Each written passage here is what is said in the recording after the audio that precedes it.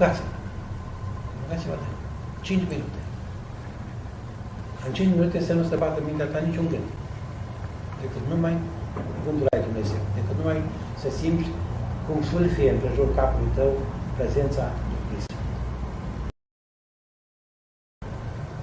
Închizi ochii și îndrepti privirea interioară spre inimă. Inima nu este aceea care, inima nu este cu aici chiar, unde bate inima noastră, ci undeva deasupra, aici cu inima spirituală.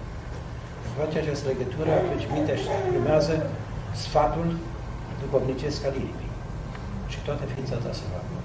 Și atunci, într-adevăr, puterea rugăciunii poate schimba munții, poate muta munții.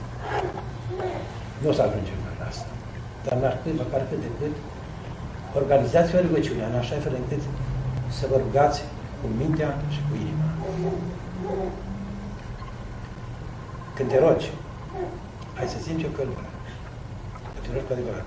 Când mintea ta coboară în inimă, hai să simți o căldură. Dacă această căldură vine de jos, în sus, iese de la diavol, realizația logiții.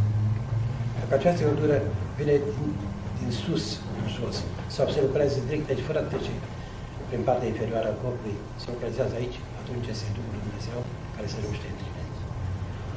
S-ar putea să ajungeți la asta. După multă vreme. Nu fac o prezentare rugăciunii lui Iisus, cel mai așa scurt, câteva lucruri. Rugați-vă. Rugați-vă de 5 minute. În 5 minute să nu străbată mintea ta niciun gând. Decât numai gândul ai Dumnezeu. Decât numai să simți cum fâlfie împrejur capului tău prezența Duhului Sfânt.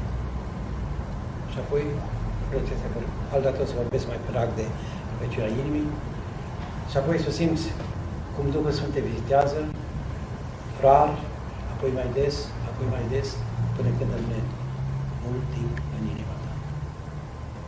Am văzut un om. Am văzut un om care făcea rugăciunea inimii. Era Părintele Ghiuș.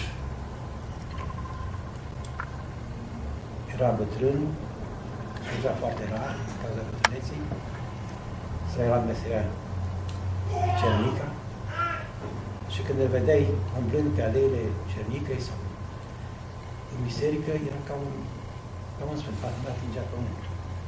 Avea o față, deși nu zâmbea, avea o față luminoasă și zâmbitoare. Am avut o revelație cu el când m-am dus la Cernica și am spus la el, cel era, nu slujea, stătea într-un colț, cam așa, era un scaun acolo de el, în penumbră. Era un cel mai umbrit colț, era tare. Și pe cât avansa rugăciunea, pe atât colțul Părintelui se lumina.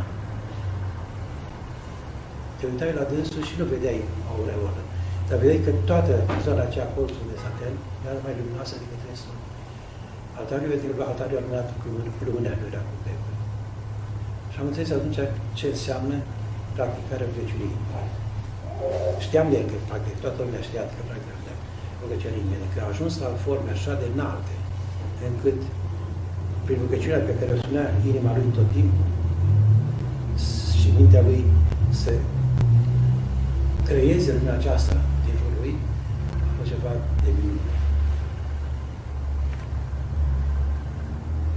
Trebuie să spun că atunci când faci rugăciunea inimii și ai ajuns la rugăciunea desăvârșită, poți să predici, poți să vorbești cu cineva, poți să vinzi lumânări, poți să faci alte lucruri, să sari pe grădină sau să crești flori, iar inima ta și mintea ta cântă tot timpul: Doamne, să Hristos să fie Dumnezeu, miluiește-mă pe mine, păcătos.